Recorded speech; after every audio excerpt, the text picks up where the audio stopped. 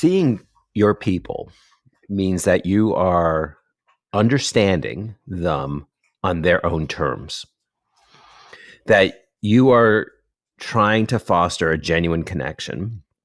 And we know that relationships build to the extent that people really listen to one another, that they don't dominate the conversation.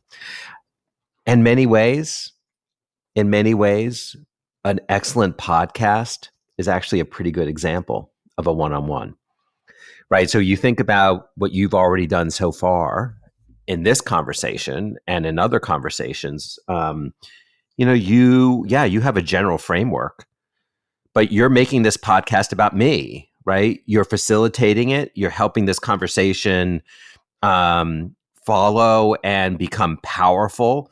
But in general, you're trying to bring out what's on my mind and my expertise and my knowledge. And to do so, you have to really listen. You can't dominate, right? And those are many of the characteristics to help someone feel seen.